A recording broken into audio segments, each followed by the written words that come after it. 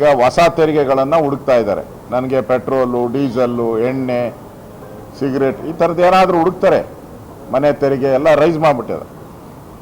ಅಂದರೆ ಈ ಸರ್ಕಾರ ಜನರಿಗೆ ಏನು ಭರವಸೆ ಕೊಟ್ಟಿತ್ತು, ಚುನಾವಣೆಗೆ ಮುಂಚೆ ಹೇಳಿದರು, ನಾವು ಯಾವುದೇ ಜನಗಳ ಮೇಲೆ ಹೊರೆ ಹಾಕದೆ ಗ್ಯಾರಂಟಿಗಳನ್ನು ನಾವು ತರ್ತೀನಿ ಅಂತ ಅವರ ಭಾಷಣದಲ್ಲೇ ಹೇಳಿದರು.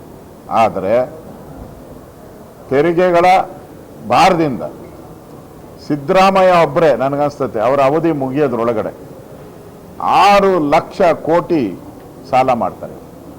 6 ಲಕ್ಷದ ಕೋಟಿ.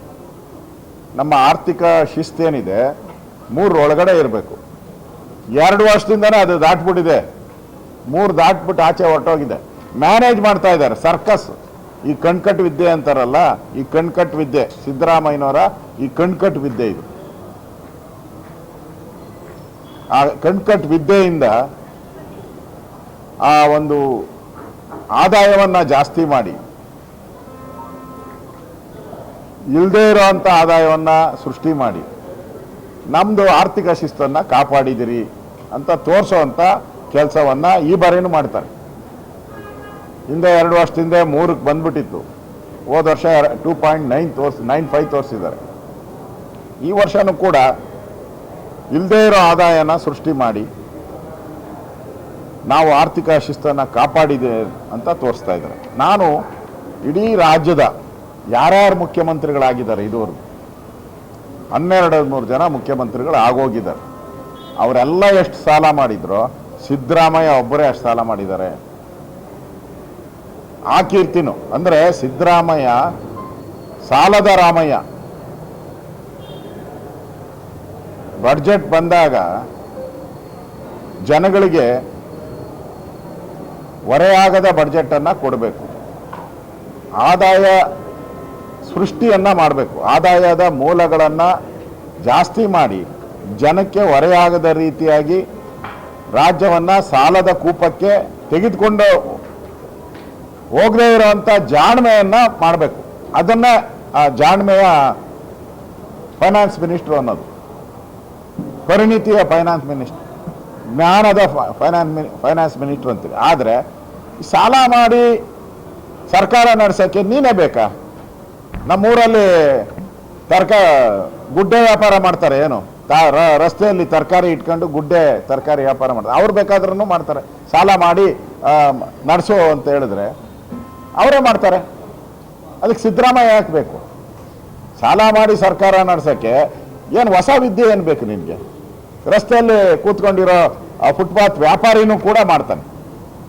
ಜನ ಸಿದ್ದರಾಮಯ್ಯನಿಂದ ಬಯಸಿದ್ದೆಲ್ಲ ಸುಳ್ಳಾಗ್ಬಿಟ್ಟಿದೆ. ಈಗ ಜನ ಏನು ಆಸೆ ಪಟ್ಟಿದ್ರು ನಮ್ಮ ರಾಜ್ಯದ ಆರ್ಥಿಕ ಪರಿಸ್ಥಿತಿ ಸುಧಾರಣೆ ಆಗುತ್ತೆ ಅಂತೇಳಿ ಮಾತತ್ರ ಹಿಂದೆ ಸರ್ಕಾರ ಅಂತ ಹೇಳ್ತಾರೆ. ಬಸವರಾಜ ಬೊಮ್ಮಾಯಿಯವರು ಸರ್ಪ್ಲಸ್ ಬಡ್ಜೆಟನ್ನು ಕೊಟ್ಟರು. ಸಾಲ ಇಲ್ಲದ ಬಡ್ಜೆಟನ್ನು ಕೊಟ್ಟುಟ್ಟು ಹೋದರು. ಇನ್ನೂ ಸಾಲ ತೆಗೆದುಕೊಳ್ಳೋಕ್ಕೆ 24,400 ಕೋಟಿ ಸಾಲ ತೆಗೆದುಕೊಬೋದಾಯಿತು ಪ್ರಾವಿಷನ್ ಆರ್ಥಿಕ ಶಿಸ್ತಿನ ಅಡಿಯಲ್ಲಿ. ಆದರೆ ತಗೊಂಡಿಲ್ಲ.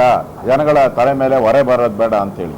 ಆದರೆ ಇವರು ಸಾಲವನ್ನು ಪ್ರತಿ ವರ್ಷನೂ ಕೂಡ ಅಪ್ರಾಕ್ಸಿಮೇಟ್ 1 ಲಕ್ಷ ಸಾಲವನ್ನು ತೆಗೆದುಕೊಳ್ತಾ ಇದ್ದಾರೆ. ನನಗನ್ಸುತ್ತೆ ಈ ಸರಿನೂ ಕೂಡ 1,15,000 ಸಾಲ ಮಾಡ್ತಾರೆ. ಇದು ಮುಂದಿನ ವರ್ಷನೂ ಹಂಗೆ ಮುಂದುವರಿಯುತ್ತೆ. ಕೊನೆಯ ವರ್ಷ ಅಂತೂ ಇನ್ನೂ ಜಾಸ್ತಿ ಮಾಡೇ ಮಾಡ್ತಾರೆ. ಅಂದರೆ ಸಿದ್ದರಾಮಯ್ಯನವರು ಸಾಲದ ಜನಗಳ ತಲೆ ಮೇಲೆ ಏರುವಂಥ ಒಂದು ಬಡ್ಜೆಟನ್ನು ಮಾಡೋಕ್ಕೆ ಹೊರಟಿದ್ದಾರೆ ಅಂತ ನನಗಿರುವಂಥ ಮಾಹಿತಿ. ಅದರಿಂದ ನಾನು ಸರ್ಕಾರಕ್ಕೆ ಈಗಾಗಲೇ ಪತ್ರ ಬರೆದಿದ್ದೀನಿ. ಗೋವಿಂದರಾವ್ ವರದಿ ಬಂದಿದೆ. ಅದರಲ್ಲಿ ಬ್ಯಾಕ್ವರ್ಡ್ ತಾಲೂಕುಗಳೇನಿತ್ತು, ನಂಜುಂಡಪ್ಪ ವರದಿಯಲ್ಲಿ ಏನು ಬ್ಯಾಕ್ವರ್ಡ್ ತಾಲೂಕಿತ್ತು ಅದಕ್ಕಿಂತ ಜಾಸ್ತಿ ಆಗಿದೆ ಈಗ ಬ್ಯಾಕ್ವರ್ಡ್ ತಾಲೂಕು. ಅದರಲ್ಲಿ ಪ್ರಾವಿಷನ್ ಮಾಡಿದ್ದಾರೆ 43,000 ಕೋಟಿನ 5 ವರ್ಷದಲ್ಲಿ ಇಡಬೇಕು ಅಂತ. ಅಂದರೆ ಪ್ರತಿ ವರ್ಷ ಅಪ್ರಾಕ್ಸಿಮೇಟ್ಲಿ 15,000 ಕೋಟಿ ಇಡಬೇಕು. ಈಗಾಗಲೇ ನಾನು ಮುಖ್ಯಮಂತ್ರಿಗೆ ಪತ್ರ ಬರೆದಿದ್ದೀನಿ. ಈ ಬ್ಯಾಕ್ವರ್ಡ್ ತಾಲೂಕಿಗೆ ಸಂಬಂಧಪಟ್ಟಂತೆ 15,000 ಕೋಟಿಯನ್ನು ಬಡ್ಜೆಟಲ್ಲಿ ಇಡಬೇಕು ನೀವು. ಹೊಸದಾಗಿ ನಂಜುಂಡಪ್ಪ ವರದಿ ಆದಮೇಲೆ ಬಂದಿರುವಂಥ ಗೋವಿಂದರಾವ್ ವರದಿಯಲ್ಲಿ ಅದನ್ನು ಮೆನ್ಷನ್ ಮಾಡಿದ್ದಾರೆ ಅವರು. ಆ ಥರ ಕಾಪಿನೂ ಕೂಡ ಇದೆ. ಅದರಿಂದ ಆಗ್ರಹವನ್ನು ನಾನು ಮಾಡ್ತಾ ಇದ್ದೀನಿ. ಕಾಂಗ್ರೆಸ್ ಸರ್ಕಾರ ಒಳ ಜಗಳದಿಂದ ಒಂದು ರೀತಿ ಇಡೀ ಸರ್ಕಾರ ಸತ್ತೋಗಿದ ರೀತಿ ಇದೆ. ಒಬ್ಬ MLA ಹೇಳ್ತಾರೆ, ರಾಮನಗರದ MLA DK ಶಿವಕುಮಾರ್ ಏನಾನ ಮುಖ್ಯಮಂತ್ರಿ ಆಗಿಲ್ಲ ಅಂದರೆ ನಾನು ಇದ್ದರೆ ಎಷ್ಟು, ನಾನು ಹೋದರೆ ಎಷ್ಟು, ನಾನು ರಾಜೀನಾಮೆನೇ ಕೊಟ್ಬಿಡ್ತೀನಿ ಅಂದರೆ ಸಿದ್ದರಾಮಯ್ಯ ಆಚೆ ಹೋಗಬೇಕು ಅಂತ ಅವರ ಅಭಿಪ್ರಾಯ. ಇಕ್ಬಾಲ್ ಹುಸೇನ್ ಸಿದ್ದರಾಮಯ್ಯ ಇದ್ದರೆ ನಾನು ರಾಜೀನಾಮೆ ಕೊಡ್ತೀನಿ ಅಂತ ಹೇಳಿದ್ದಾರೆ ಅವರು. DK ಶಿವಕುಮಾರ್ ಆಗಲಿಲ್ಲ ಅಂದರೆ ಸರ್ಕಾರ ಒಂದು ರೀತಿ ಕತ್ತಲಲ್ಲಿರುವಂಥ ಸರ್ಕಾರ. ಇದರಿಂದ ನನಗನ್ಸ್ತತೆ ಈ ಬಡ್ಜೆಟಲ್ಲಿ ಹೊಸತನ ಏನು ಅನ್ನೋ ನಾವು ಬಯಸೋಕ್ಕೆ ಸಾಧ್ಯನೇ ಇಲ್ಲ. ಹೊಸತನ ಏನೂ ಇರಲ್ಲ ಇದರಲ್ಲಿ. ಮಾತೆತ್ತರೆ ಗ್ಯಾರಂಟಿ, ಅವರು ಗ್ಯಾರಂಟಿಯನ್ನು 100 ಸರಿ ಹೇಳ್ತಾರೆ. ಆಮೇಲೆ ಕೇಂದ್ರ ಸರ್ಕಾರವನ್ನು ಬೈಯೋದು, ಮೋದಿಯವರನ್ನು ಬೈಯೋದು, ಅಷ್ಟೇ ಬಡ್ಜೆಟ್ ಇವ್ರದ್ದು. ಈ ಬಡ್ಜೆಟಲ್ಲಿ ಹೈಲೈಟ್ಸ್ ಏನು ಅಂದರೆ ಮೋದಿನ ಬೈಯೋದು, 5 ಗ್ಯಾರಂಟಿಗಳ ಬಗ್ಗೆ ಮಾತಾಡೋದು. ಅಷ್ಟು ಬಿಟ್ಟರೆ ಈ ಬಡ್ಜೆಟಲ್ಲಿ ಏನೂ ಇರಲ್ಲ. ಕಳೆದ ಬಾರಿ ಬಡ್ಜೆಟಲ್ಲೇ ಏನು ಘೋಷಣೆ ಮಾಡಿದಾರೋ, ಮೊನ್ನೆ ಮುಖ್ಯಮಂತ್ರಿ ಹೇಳಿದಾರೋ 90% ಅಚೀವ್ ಮಾಡಿದಾರಂತೆ. 90 ಅಲ್ಲ, 9% ಮಾಡಿಲ್ಲ ನೀವು. ನನ್ನ ಹತ್ರ ದಾಖಲೆ ಇದೆ. ಎಲ್ಲದಕ್ಕೂ ಏನು ತೋರಿಸಿದ್ದೀರಾ? ಆದೇಶ ಹೊರಡಿಸಲಾಗಿದೆ, ಟೆಂಡರ್ ಕರೆಯಲಾಗಿದೆ, ಸ್ಕ್ರೂಟ್ನಿಯಲ್ಲಿದೆ, ಅಭಿಪ್ರಾಯ ಸಂಗ್ರಹಣೆ, ಇಷ್ಟೇ ಇರೋದು. ಅದನ್ನೆಲ್ಲ ಸಾಧನೆ ಅಂತ ತೋರಿಸ್ತಾ ಇದ್ದಾರೆ. ಬಡ್ಜೆಟಲ್ಲಿ ಈ ವರ್ಷ ಹೇಳಿದ್ದ ಬಡ್ಜೆಟಲ್ಲಿ ಮುಂದಿನ ವರ್ಷದಲ್ಲಿ ಕಂಪ್ಲೀಟ್ ಆಗಿರೋದು ಎಷ್ಟು? 9% ಇಲ್ಲ. ಇದು ಒಂದು ಬಡ್ಜೆಟಿಂದ 12 ತಿಂಗಳಲ್ಲಿ ಕಂಪ್ಲೀಟ್ ಆಗಿರೋದು ಎಷ್ಟು? 9%. ಆದೇಶ ಹೊರಡಿಸಿರೋದು ಯಾವುದು ಲೆಕ್ಕ ತಗೊಳಕ್ಕೆ ಸಾಧ್ಯನೇ ಇಲ್ಲ. ಯಾಕಂದರೆ ಆದೇಶ ಹೊರಡಿಸಿರೋದು ವಾಪಸ್ ತಗೊಬೋದು ನೀವು ಎನಿ ಟೈಮ್. ಅದರಿಂದ ಈ ಸರ್ಕಾರ ತೆರಿಗೆಗಳನ್ನು ಕಲೆಕ್ಟ್ ಮಾಡೋದ್ರಲ್ಲೂ ಫೇಲ್ಯೂರ್ ಆಗಿದೆ. ಸಫಿಷಿಯೆಂಟ್ ತೆರಿಗೆಗಳು ಯಾವ್ಯಾವ ಇಲಾಖೆಯಿಂದ ಬರಬೇಕಾಯಿತು ಅದು ಬಂದಿಲ್ಲ. ಮತ್ತು ಅಚೀವ್ಮೆಂಟ್ ಏನಿದೆ, ಅಚೀವ್ಮೆಂಟು 48% ಮಾತ್ರ ಮಾಡಿದ್ದಾರೆ. ಎಲ್ಲ ಇಲಾಖೆ ಅಚೀವ್ಮೆಂಟು 48%. ಅಂದರೆ ಇನ್ನು 52% ಅಚೀವೇ ಮಾಡಿಲ್ಲ ಬಡ್ಜೆಟಲ್ಲಿ. ಯಾಕೆ ಅಂದರೆ ಪಾಪರ್ ಆಗಿದೆ ಸರ್ಕಾರ, ಹಣ ಇಲ್ಲ, ಹಣ ಬಿಡುಗಡೆನೇ ಮಾಡಿಲ್ಲ.